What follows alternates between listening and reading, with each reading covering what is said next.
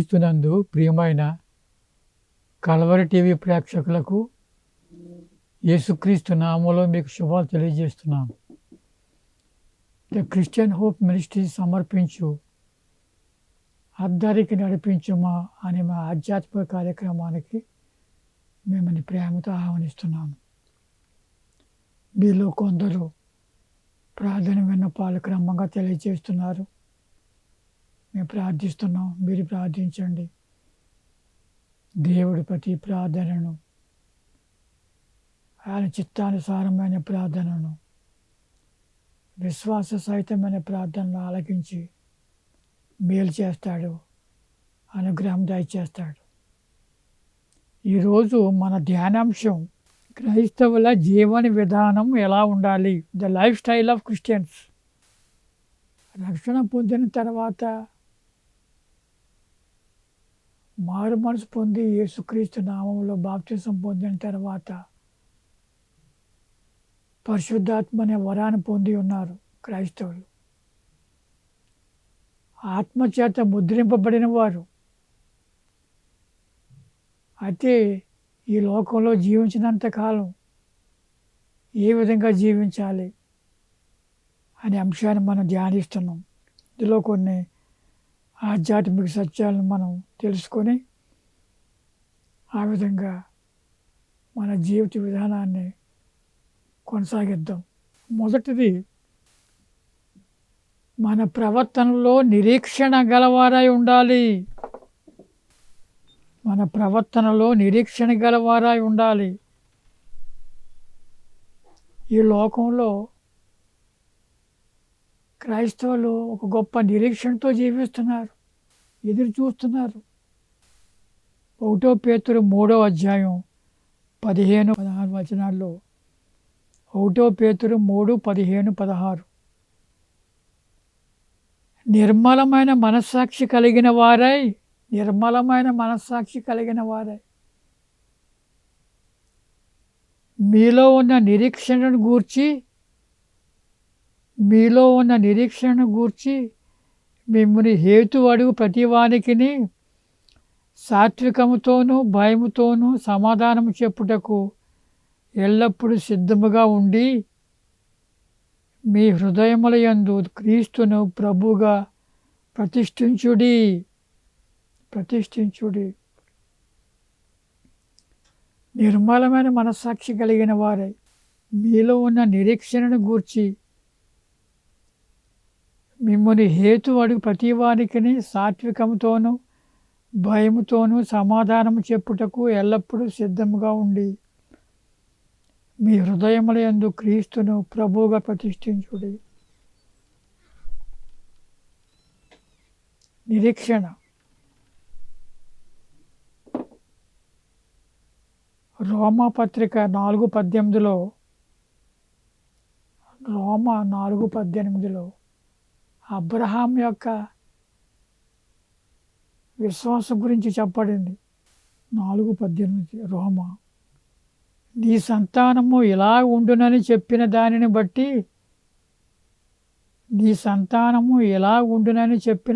బట్టి తాను అనేక జనములకు తండ్రి అగునట్లు నిరీక్షణకు ఆధారము లేనప్పుడు అతడు నిరీక్షణ కలిగి నమ్మెను.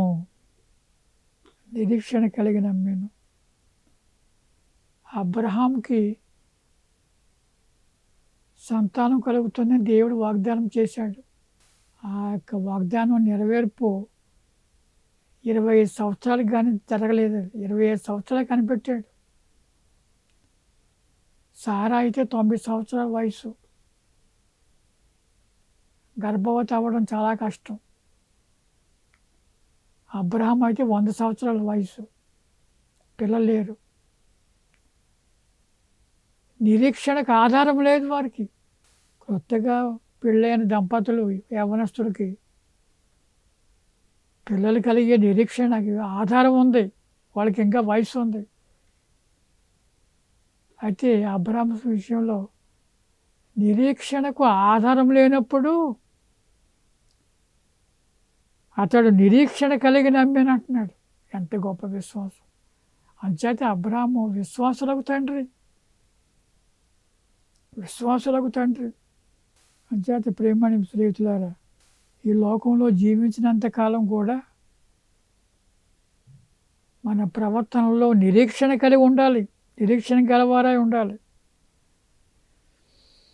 రోమా 15:4 కూడా పౌలు భక్తుడు ఇలా తెలియజేస్తున్నాడు. రోమా 15:4, ఏలయనగా ఓర్పు వలనను లేఖనముల వలని ఆదరణ వలనను, ఓర్పు వలనను లేఖనముల వలని ఆదరణ వలనను మనకు నిరీక్షణ కలుగుటకై పూర్వమందు వ్రాయబడినవన్నీ మనకు బోధ కలుగు నిమిత్తము వ్రాయబడి ఉన్నవి. ఓర్పు వలనను లేఖనముల వలని ఆదరణ వలనను మనకు నిరీక్షణ కలుగుటకై పూర్వమందు వ్రాయబడినవన్నీ మనకు బోధ కలుగుట నిమిత్తము వ్రాయబడి ఉన్నవి. అంచేత ప్రియమైన స్నేహితులారా, మొదటిది మన ప్రవర్తనలో నిరీక్షణ కలిగి ఉండాలి, నిరీక్షణ కలవారై ఉండాలి. దేవుడు అనేకమైన వాగ్దానాలు ఇచ్చాడు వాళ్ళ ప్రజలకి, అవి నెరవేరుతాయి. విశ్వాస సహితంగా నిరీక్షణ కలిగి జీవించి ఎదురు చూస్తే తప్పనిసరిగా వాగ్దానాలు నెరవేరబడతాయి. క్రైస్తవుల జీవన విధానం ఎలా ఉండాలని మనం ధ్యానిస్తున్నాం కదా. రెండవది జాలి హృదయులై ఉండాలి. 1 పేతురు 3:8 పేతురు భక్తుడు ఎలా తెలియజేస్తున్నాడు. తుదకు మీరందరూ ఏక మనస్కులై ఒకరి సుఖ దుఃఖముల యందు ఒకరు పాలుబడి సహోదర ప్రేమ గలవారును కరుణాచిత్తులును వినయ మనస్కులనై ఉండుడి. ఒకరి సుఖ దుఃఖముల యందు పాలుబడి సహోదర ప్రేమ గలవారును కరుణాచిత్తులను వినయ మనస్కులై ఉండుడి. జాలి హృదయులై ఉండాలంటున్నాడు. జాలి హృదయులై. పౌలు భక్తుడు రోమా 15:1 ఇలా చెప్తున్నాడు. కాగా బలవంతులమైన మనము, చూడండి, మనము అంటే విశ్వాసుడు, దేవుని ప్రజలు, ప్రభువు నమ్ముకున్నవారు, బలవంతులమైన మనము మనలను మనమే సంతోషపరచుకొనక బలహీనుల దౌర్బల్యములను భరించుటకు బద్ధులమై ఉన్నాము. ఇతరులకు సహాయం చేయటం. బలహీనులైన వారు, ఇక్కట్లు కష్ట నష్టాలు ఉన్నవారు, ఇబ్బందుల్లో ఉన్నవారి పట్ల బలహీనుల దౌర్బల్యములను భరించుటకు బద్ధులమై ఉన్నామంటున్నాడు రోమా 15:1. గలతీ 6:2 ఒకని భారములను ఒకడు భరించి ఇలాగు క్రీస్తు నియమమును పూర్తిగా నెరవేర్చుడి. ఒకరి భారములను ఒకడు భరించి ఇలాగు క్రీస్తు నియమమును పూర్తిగా నెరవేర్చుడి. యేసుప్రభువు వారు శరీర రీతిగా ఉన్నప్పుడు ఎంతమందిని స్వస్థపరిచాడు, ఎంతమంది రోగులను బాగు చేశాడు, ఎంతోమందికి బోధించి ఉపదేశించి ధైర్యపరిచాడు, ఓదార్చాడు. అదేవిధంగా హెబ్రీ 13:1-2 హెబ్రీ 13:1-2 సహోదర ప్రేమ నిలువరముగా ఉండనీయుడి. సహోదర ప్రేమ. ఆతిథ్యము చేయ మరవకుడి. దాని వలన కొందరు ఎరుగకయే దేవదూతలకు ఆతిథ్యం చేసిరి. మీరును వారితో కూడా బంధింపబడినట్టు, చూడండి ఎంత చక్కగా రాస్తున్నాడు. మీరును వారితో కూడా బంధింపబడినట్టు బంధకములోనున్న వారిని జ్ఞాపకము చేసుకొనుడి. బంధకములో ఉన్న వారిని జ్ఞాపకం చేసుకొనుడి. మీరును శరీరముతో ఉన్నారు కనుక కష్టములను అనుభవించుచున్న వారిని జ్ఞాపకము చేసుకొనుడి. ఎంత బాధ్యత ఉంది క్రైస్తవుల పట్ల. ఒకరి సుఖదుఖాలు ఒకరు, ఇతరులు బంధకాల్లో ఉన్నట్టుగా మనము వారికి సహాయం చేయాలని దేవుని వాక్యం చెబుతుంది. మంచి సమరయుడు ఉపమానంలో లూకా సువార్త 10వ అధ్యాయం 33, 34 వచనాల్లో ఒకడు యెరూషలేము నుండి యెరికో ప్రయాణం చేస్తుంటే త్రోవలో దొంగలకు చిక్కాడు. వారు అతను దోచుకొని గాయపరిచి వదిలేసి వెళ్ళిపోయారు. ఆ త్రోవలో ఒక యాజకుడు, ఒక లేవీయుడు వెళ్ళి చూచి పక్కన వెళ్ళిపోయారు, ఏం సహాయం చేయకుండా. అయితే లూకా 10, 33, 34 ఒక సమరయుడు ప్రయాణమైపోవచ్చు అతడు పడి ఉన్న చోటికి వచ్చి అతనిని చూచి అతని మీద జాలిపడి దగ్గరికి పోయి నూనెయు ద్రాక్షరసమును పోసి అతని గాయములను కట్టి తన వాహనం మీద ఎక్కించి ఒక పూటకూళ్ళ వాని ఇంటికి తీసుకొని పోయి అతన్ని పరామర్శించాను. చూడు ఎన్ని పరిచయం చేశాడు మంచి సమరయుడు. మతాధికారులైన యాజకుడు, లేవీయుడు వారి మతాధికారులు, మత పెద్దలు, వారు అతను చూసి ప్రక్కన వెళ్ళిపోయారు. అయితే సమరయుడు సామాన్యుడు అతని మీద జాలిపడి దగ్గరకు వెళ్ళి అతని గాయాలకి మీద నూనె పోసి ద్రాక్షరసం పోసి గాయాలను కట్టి తన వాహనం మీద ఎక్కించి పూటకూళ్ళ వాని ఇంటికి తీసుకొని పోయి అతను పరామర్శించాను. ప్రతి క్రైస్తవుడు ఒక మంచి సమరుడిగా జీవించాలని దేవుని వాక్యం ఘోషిస్తుంది. ప్రేమ స్నేహితులారా, అంచేత మొదటిది వారి ప్రవర్తనలో నిరీక్షణ గలవారై ఉండాలి. రెండవది జాలి హృదయులై ఉండాలి. మూడవది ప్రార్థనలో మెలకువగా ఉండాలి. 1 పేతురు 4:7 పేతురుగా భక్తుడు ఎలా తెలియజేస్తున్నాడు? 1 పేతురు 4:7 అయితే అన్నిటి అంతము సమీపమై ఉన్నది కాగా మీరు స్వస్థ బుద్ధి కలవారై ప్రార్థనలు చేయుటకు మెలకువగా ఉండుడి.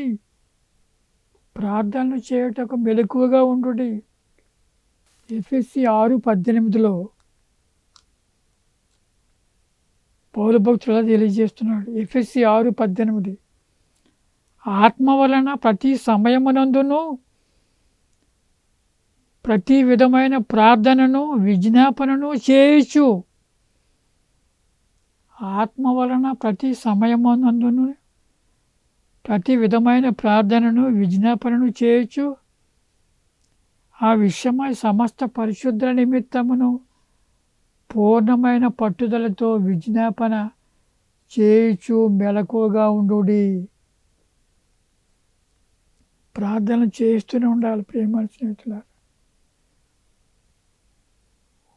ఉదయమే లేచిన వెంటనే ప్రార్థనలో గడపాలి. మోకాళ్ళ ప్రార్థన, మధ్యాహ్నం సమయంలో కూడా, ఈవినింగ్ సమయంలో కూడా ప్రార్థనలు గడపడం మంచిది. మంచి ఆధ్యాత్మిక సాధనాలు అవను, స్పిరిచువల్ ఎక్సర్సైజెస్. మత్తయి 7:7 యేసుప్రభు ఇలా చెప్తున్నాడు. మత్తయి 7:7 అడుగుడి మీకు ఇవ్వబడును. అడుగుడి అంటే ప్రార్థించండి, అడగండి, ప్రార్థన ద్వారా అడగండి. వెదకుడి మీకు దొరకును, తట్టుడి మీకు తీయబడును. అడుగు ప్రతివాడును పొందును, వెదకువానికి దొరకును, తట్టువానికి తీయబడును అని దేవుని యొక్క వాక్యం చెప్తుంది. అడగాలి ప్రేమ స్నేహితులారా. మీకు ఏ విధమైన అవసరాలు లేకపోతే ఇతరుల గురించి ప్రార్థన చేయండి. ఇతరుల రక్షణ గురించి ప్రార్థన చేయండి. మీ నివాసంలో కాంప్లెక్స్లో ఉన్న వారి గురించి ప్రార్థన చేయండి. మీ కాలనీలో ఉంటున్న వారి గురించి ప్రార్థన చేయండి. యేసుప్రభు వారు విసుకక ప్రార్థన చేయడానికి ఒక ఉపమానాన్ని చెప్పాడు ఆయన. విసుకక ప్రార్థన చేయాలని గురుండి. ఒక విధవరాలి తనకు ఒక వివాదంలో చిక్కుకుంది. ఒక విధవరాలు అది దాని విషయమై న్యాయమూర్తి దగ్గరికి తరచుగా వెళ్ళి ఆయనను బతిమాలుతుంది. నాకు ప్రతివాదికి ఉన్న వివాదాన్ని మీరు తీర్చాలా, సమాధానం చెప్పాలా, న్యాయం చేయాలని అడుగుతుంది. అయితే ఆ న్యాయమూర్తి అతడు దేవుడిని లెక్క చేసేవాడు కాదట, మనుషులను లెక్క పెట్టేవాడు కాదట. అంచేత అతడు ఈమె పదే పదే వచ్చి అడుగుతున్నా సరే ఆమెను లెక్క చేయకుండా ఉంటుంటే ఆఖరికి ఆమె విసుకక ఆ న్యాయమూర్తి దగ్గరికి వచ్చి అడుగుతుంది. అడగడమే మానేయడం లేదు, ఆవిడ అడుగుతూనే ఉంది. అంచేత అతడు విసుగు చెంది ఈమె తరచుగా వచ్చి నన్ను విసిగిస్తుందని ఈమెకి అని అతడు ఆమె పట్ల జాలి చూపి ఆ వివాదాన్ని ఆయన తీర్చిదిద్దాడు. అంటే ప్రభు ఏం చెప్తున్నాడంటే మనుషులే అటువంటి ప్రాధాయపడినప్పుడు సానుకూలంగా స్పందించి న్యాయం చేస్తే మీరు దేవునికి పదే పదే అడిగితే ఆయన సహాయం తప్పక చేస్తాడని యేసుప్రభు వారు ఈ యొక్క విధవరాలి ప్రార్థన గురించి చెప్పాడు. లూకా సువార్త 18వ అధ్యాయంలో ఉంది. 18వ అధ్యాయం 1వ వచనంలో. ఆ విధంగా మొదటిది ప్రవర్తనలో నిరీక్షణ కలవారై ఉండాలి. రెండవది జాలి హృదయాలై ఉండాలి. మూడవది ప్రార్థనలో మెలకువగా ఉండాలి. నాలుగవది ఆత్మలో దీనులై ఉండాలి. దీనత్వం. 1 పేతురు 5:6లో దేవుడు తగిన సమయమందు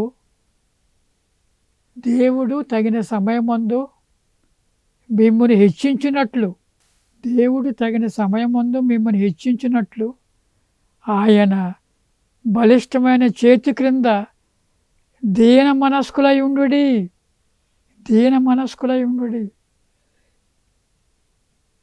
దీన మనస్సు చాలా ప్రాముఖ్యమైన అంశం ప్రియమైన స్నేహితులారా.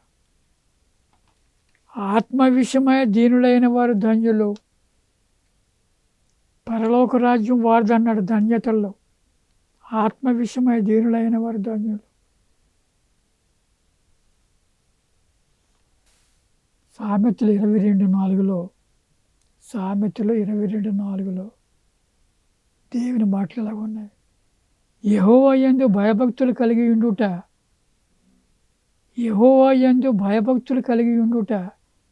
వినయమునకు ప్రతిఫలము. ఐశ్వర్యమును ఘనతయు జీవమును దాని వలన కలుగును. యెహోవా యందు భయభక్తులు కలిగి ఉండుట వినయమునకు ప్రతిఫలము. ఐశ్వర్యమును ఘనతయు జీవమును దాని వలన కలుగును. యేసుప్రభు వారు ప్రకటించారు ఒక సందర్భంలో మత్తయి 11:29లో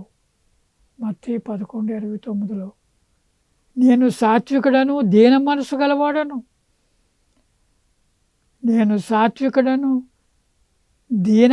గలవాడను. కనుక మీ మీద నా కాడి ఎత్తుకొని నా యొద్ద నేర్చుకొనడి, అప్పుడు మీ ప్రాణమునకు విశ్రాంతి దొరకును. యేసుక్రీస్తు వలె మనము దీన మనస్సు కలిగి ఉండాలా, అలవర్చుకోవాలా ప్రియమైన స్నేహితులారా.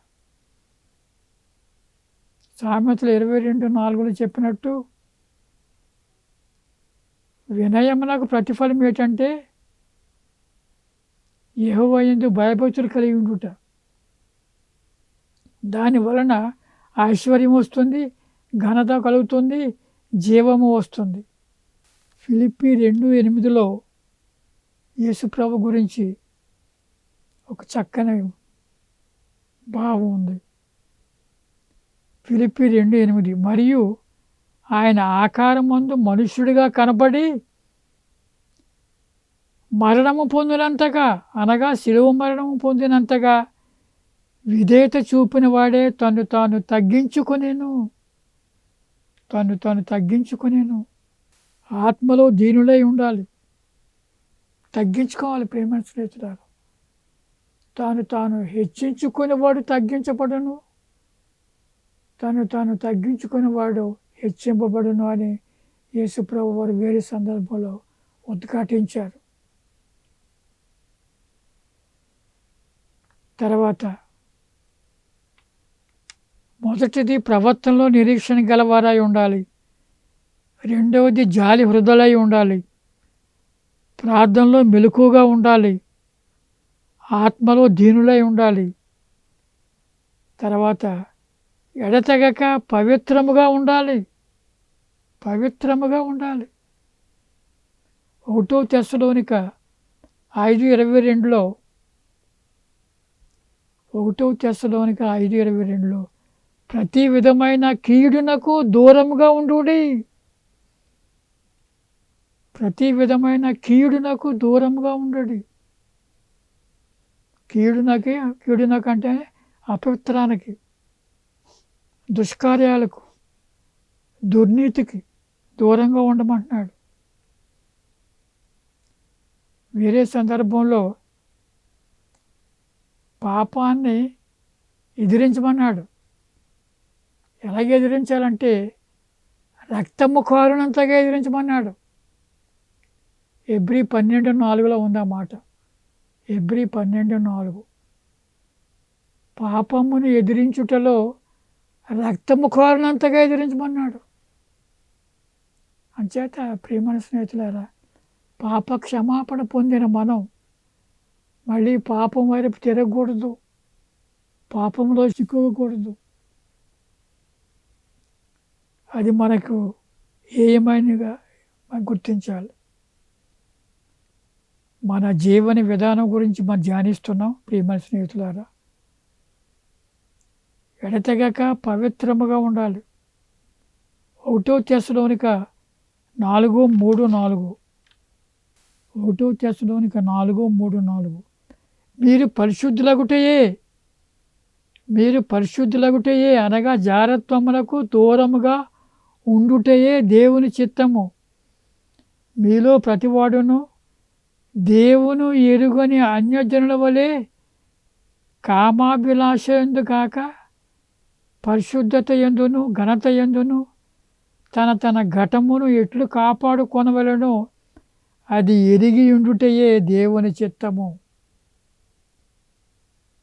People should know, the Christians should know how to protect themselves from sin, from mistakes and from wrongdoing. మీలో ప్రతివాడును దేవుని ఎరుగని అన్యజనుల వలె కామాభిలాషందు కాక పరిశుద్ధత యందును ఘనత యందును తన ఘటమును ఎట్లు కాపాడుకొనవలెనో అది ఎరుగుటయే దేవుని చిత్తము. ఆ విధంగా ప్రియమైన స్నేహితులారా, క్రైస్తవుల జీవన విధానం ఎలా ఉండాలి అంటే నిరీక్షణ గలవారై ఉండాలి,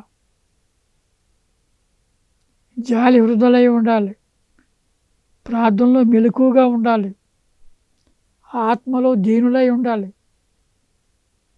ఎడతెగక పవిత్రముగా ఉండాలి. ఈ 5 విషయాల్లో మనము బలపడి, స్థిరపడి, దృఢపడి మన యొక్క రక్షణ జీవితాన్ని కొనసాగించడానికి ముందుకు సాగుదాం. పరిశుద్ధాత్మ దేవుడు మనకు సహాయం చేస్తాడు. ప్రార్థన చేసుకుందాం. పరలోకమందున మా తండ్రి, మీ కుమారుడైన యేసుక్రీస్తుని బట్టి మీకు స్తుతులు స్తోత్రము తండ్రి. క్రైస్తవుల జీవన విధానం ఎలా ఉండాలి అనే విషయాన్ని మేము ధ్యానించాం. కొన్ని ఆధ్యాత్మిక సత్యాలు గ్రహించాం తండ్రి. వాటిని పాటించుటకు పరిశుద్ధాత్మ సహాయం కావాలి దేవా. మీ కృప చూపించండి తండ్రి. విత్తబడిన వాక్యాన్ని దీవించండి. వింటున్నవని ఆశీర్వదించండి తండ్రి. కల్వరి టీవీ యాజమాన్యాన్ని దీవించండి, సిబ్బందిని దీవించండి. వారు చేస్తున్న టెలికాస్టింగ్ సర్వీస్ ఎంతో గొప్పది తండ్రి. సువార్త వ్యాప్తికి దోహదపడుతుంది. ఎందరో లక్షలాది మంది సువార్త వింటున్నారు దేవా. మీ స్తోత్రంలో వారందరినీ మీరు దీవించి ఆశీర్వదించండి. ఈ ప్రార్థన మా రక్షకుడైన యేసు నామములో అడిగి వేడుకుంటున్నాం తండ్రి. Amen, amen.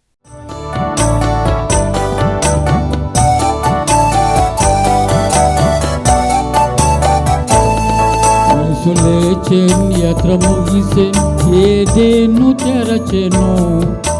ఎడారి అయిన నా బ్రతుకులో ఏరు వెలసెను.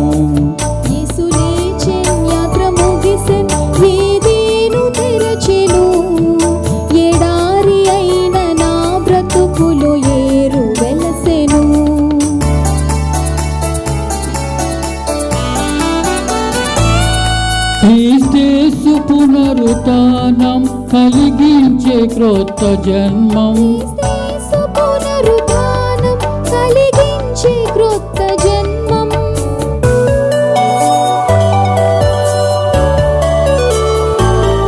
కల్వరి గిరి విజేత కురిపించే కృపా వర్షం.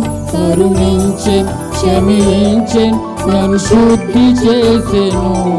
కారుణ్యానిధి యెహోవాను కీర్తించెదను. యేసు లేచెన్, యాత్ర ముగిసెన్, ఏదేను తెరచెను. ఎడారి అయిన నా బ్రతుకులో ఏరు వెలసెను.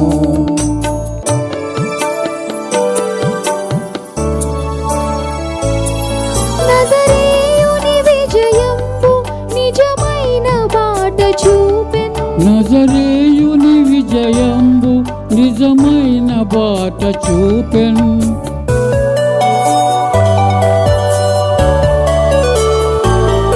నమ్మిక గల నరులందరూ నీతి పరులని చాటెన్. నిత్య జీవం నిరీక్షణ నెమ్మదిలు నీచెను. నైరాస్యము తొలగించి నాథుని తొలేపెను. యేసు లేచెన్, యాత్ర ముగిసెన్, ఏదేను తెరచెను. ఎడారి అయిన నా బ్రతుకులో ఏరు వెలసెను.